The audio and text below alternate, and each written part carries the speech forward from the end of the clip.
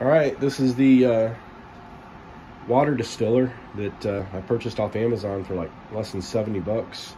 I've made probably 10 or 15 gallons of distilled water already. Takes a couple hours. I usually turn it on by the time I get home from work. It's complete. It shuts itself off, and you'd be surprised. I use purified water, and there's still a lot of sediment inside the unit. I have to clean it out every couple days.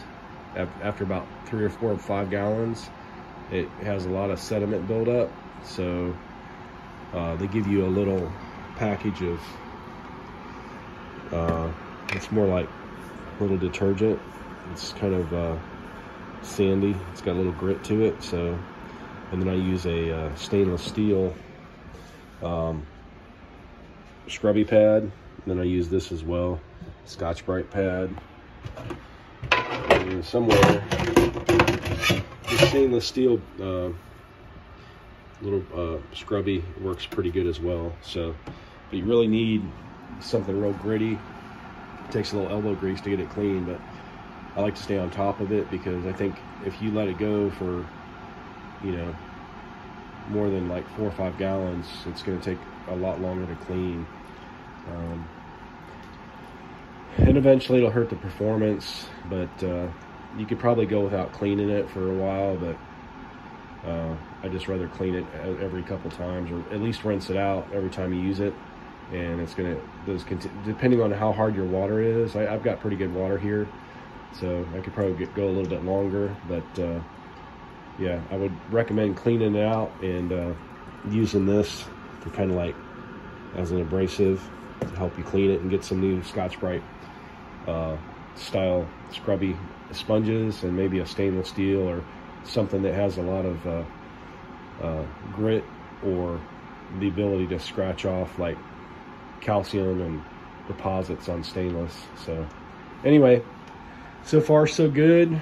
It's working. I have to pretty much reset the that little button right there every time, because what happens is it gets hot and then it trips that little breaker, so that way it doesn't burn up the unit or cause a fire. So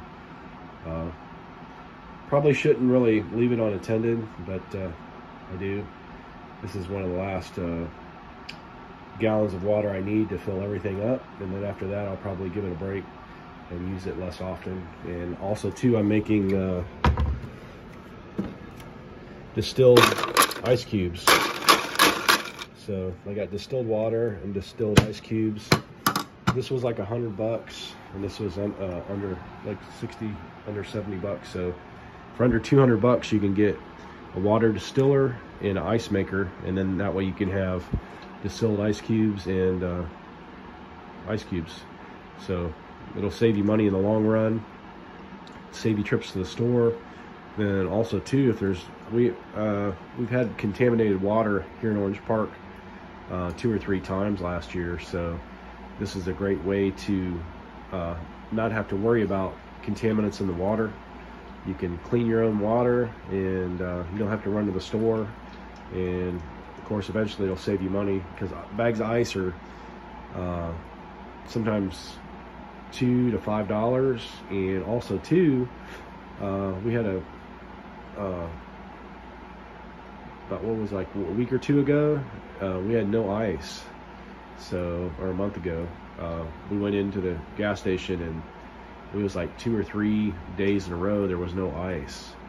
So it's nice to be able to have your own ice. And I put it in bags, and I always keep some extra ice on hand, and then it only takes about 10 minutes to get that much ice. So you always have ice on demand, purified water. I think it's a good little system for under 200 bucks. So anyway, thanks for watching. I'll leave a link in the description for these 2 items if you guys are interested in purchasing them. But so far so good.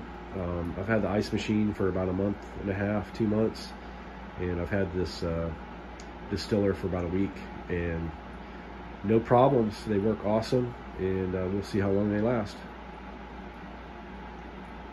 Talk to you soon on the next one.